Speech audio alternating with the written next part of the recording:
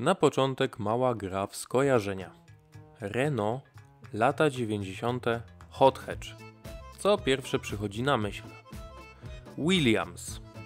Ten jakże udany owoc romansu francuskiej marki z legendarnym teamem Formuły 1 nie bez powodu jest powszechnie uznawany za jednego z najlepszych przedstawicieli swojego gatunku.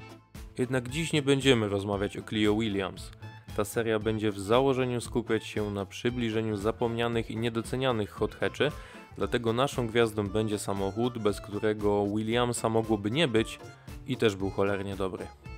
Zanim jednak do tego przejdziemy, warto przypomnieć, czym tak naprawdę dla Renault miała być pierwsza generacja Clio. A było tak. Francuzi na początku lat 70. zaprezentowali miejski model oznaczony numerem 5. Le Car, jak nazywany był w Ameryce. Było słodkie, było przestronne, było oszczędne, ogólnie bardzo udane, co tylko potwierdził międzynarodowy sukces modelu. Przyniosło także światu równie legendarne, co szalone wersje turbo.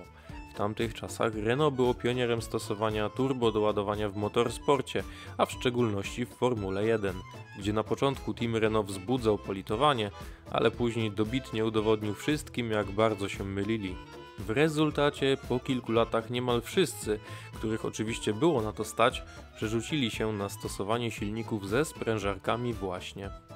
Renault naturalnie wykorzystało sytuację i z wielką ochotą pakowało to rozwiązanie do praktycznie każdego swojego modelu, a wspomniane R5 Turbo jest zdecydowanie najbardziej charakterystycznym z nich. W latach 80. naturalnie przyszedł już czas na zmiany.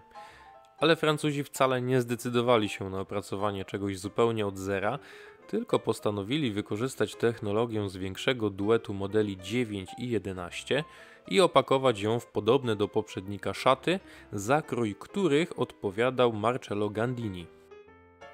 Powstała w ten sposób druga generacja modelu, w zależności od kraju nazywana jest albo Super 5, albo Super Song, albo Super Cinque, jak kto woli. Największą zaletą tej nowej piątki było więc to, że chociaż jej wnętrzności zostały gruntownie przeprojektowane, to wyglądało jak poprzedni model, którego sylwetkę znał i rozpoznawał każdy. Problemem nowej piątki było z kolei to, że wyglądała jak auto sprzed dekady. W czasach, kiedy niemal wszyscy oczekiwali efektu wow, piątka tego efektu została pozbawiona, chociaż w dalszym ciągu auto sprzedawało się dobrze. To jednak dało do myślenia szefom Renault i szybko zaczęli myśleć nad swego rodzaju comebackiem. Kolejne Super Mini miało być odważne, nowoczesne, po prostu pod każdym względem lepsze, pozwalając tym samym Renault na mocne otwarcie kolejnej dekady. Te wszystkie nowe, niemal noworoczne postanowienia miała potwierdzać nazwa nowego auta – Clio, co rozpoczęło dla marki proces odchodzenia od tradycyjnej nomenklatury numerycznej. Oczywiście już wcześniej w gamie Renault były takie modele jak Espace czy Fuego, a w Stanach Zjednoczonych odpowiednikami modeli 9 i 11 były Alliance i Encore, ale tak naprawdę były to wyjątki od reguły. To Clio dało prawdziwy początek tej wewnątrzmarkowej rewolucji i każdy model po nim miał już tradycyjną nazwę. Kiedy samochód wreszcie zadebiutował na targach w Paryżu w 1990 roku, to na pewno nie zawiódł oczekiwań, szczególnie pod względem swojej stylistyki. Mój ulubiony detal to przydymione lampy tylne, które optycznie zlewały się z czarną blendą montowaną na klapie bagażnika. Nawet dzisiaj mi się to podoba, zresztą w innych Renaultkach z tego okresu wyglądało to równie dobrze. Clio zostało świetnie przyjęte przez rynek i z miejsca wskoczyło na pierwsze miejsce rankingu sprzedaży, a na deser zdobyło tytuł samochodu roku 1991. Skoro już znamy zarys modelu, to przejdźmy do tego, na co wszyscy czekaliśmy. Pierwszym Clio potrafiącym coś więcej niż spokojne przemieszczanie się z miejsca A do B była wersja RSI, która otrzymała czterocylindrowy silnik o pojemności 1,8 litra i rozwijała moc 110 koni mechanicznych. Ale mimo to ten samochód należy traktować tylko jako przystawkę do dania głównego. A tym było Clio 1.8 16V, we Francji oferowane pod nazwą 16S. Dlaczego? Bo Francuzi mają ogromnego hopla na punkcie wyższości własnej kultury i bardzo nie lubią, jak ktoś twierdzi inaczej. Dlatego zamiast angielskiego słówka określającego zawory, czyli valves, używali własne supasses. Stąd 16S. Produkowanie osobnego znaczka tylko na potrzeby rynku wewnętrznego. Hashtag Just French Things. Wracając do samego auta. Zmiany w nadwoziu topowego wariantu są subtelne, ale zauważalne, dzięki czemu Clio na pewno wygląda bardziej rasowo. No okej, poza garbem i wlotem powietrza na masce. One subtelne akurat nie są. Można to jednak wybaczyć, gdy już zajrzymy, co kryje się pod nią. Tam wita nas pożyczony z większego modelu 19 silnik z rodziny F7P. Podobnie jak we wspomnianym RSI, ma on pojemność 1,8 litra, jednak to bardziej zaawansowana konstrukcja, z wielopunktowym wtryskiem i co naturalnie wskazuje oznaczenie modelu z 16-zaworową głowicą. Moc około 140 koni mechanicznych trafiających na przednią oś można było w pełni wykorzystać dzięki sportowo zestrojonemu zawieszeniu i bardziej wydajnemu układowi hamulcowemu. Naturalnie w takiej konfiguracji Clio sprawiało przede wszystkim wielką frajdę z jazdy, chociaż Renault postarało się na solidne doposażenie auta. W zasadzie tylko wersja Backcara w standardzie oferowała więcej.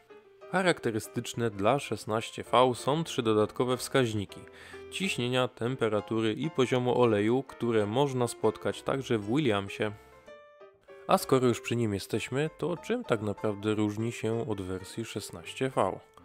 A więc tak, z zewnątrz auta są praktycznie takie same. No wiadomo, Williams tu i ówdzie ma kilka stosownych dodatkowych naklejek. Znacznie więcej zmian odkryjemy już pod spodem, bo tutaj mamy 2-litrowy silnik, który daje 150 zamiast 140 koni, zdecydowanie bardziej wyrafinowane zawieszenie i udało się też zaoszczędzić kilka zbędnych kilogramów. A i dodatkowo jeszcze jest okolicznościowa tabliczka we wnętrzu, tak dla przypomnienia. I tak, zanim ktoś w komentarzu napisze, że widział Williamsa z silnikiem 1.8 i że gadam bzdury, już wyjaśniam. W 1995 roku swoje drugie Mistrzostwo Świata Formuły 1 zdobywa Michael Schumacher, startujący w barwach teamu Benetton. Tak się akurat złożyło, że podobnie jak w przypadku Williamsa, Benetton również korzystał z silników Renault. I tą okazję postanowił wykorzystać niemiecki importer marki, zamawiając limitowaną do 500 sztuk wersję Clio 16V, nazwaną Grand Prix. Ten samochód miał bardzo podobne do Williamsa oklejenie i otrzymał dokładnie ten sam odcień lakieru, przez co bardzo często jest mylony właśnie z Williamsem. A skoro już jesteśmy przy sportach motorowych, to warto przypomnieć, że również tutaj Clio radziło sobie znakomicie. Model chyba najbardziej jest pamiętany ze swoich startów w rajdach, gdzie za jego kierownicą w barwach fabrycznego teamu zasiadał pewien bardzo sympatyczny szaleniec i showman, pan John Raniotti. To pewnie była woda na młyn działu PR, bo kiedy ma się kogoś, kto potrafi wyczyniać takie cuda za kierownicą małego, przednionapędowego hatchbacka, to chyba nie trzeba się specjalnie wysilać z promocją. Ale rajdy to tak naprawdę tylko ułamek sportowej biografii modelu. Czy kiedykolwiek słyszeliście o czymś takim jak Clio Cup? Przez tę serię przewinęło się wielu znakomitych kierowców, no i po dziś dzień jest to bardzo popularna seria dla wszystkich początkujących, którzy stawiają pierwsze kroki właśnie w wyścigach. Naturalnie jest też uwielbiana przez kibiców, bo nie ma nic fajniejszego od idącej na żyletki chmary małych francuskich hatchbacków. Ta cała sportowa historia niestety sprawiła, że obecnie z cudem graniczy znalezienie auta, które całe swoje życie spędziło w jednym kawałku albo nie było używane wyczynowo. No ale taki już urok hot hatcha. I w sumie to by było wszystko, bo przy okazji liftingu Clio z 1996 roku Renault niestety zadecydowało o wycofaniu z oferty wersji 16V. Na szczęście Francuzi nie zmarnowali tego czasu i kilka lat później pokazali kapitalne Clio RS, ale to już temat na inną okazję.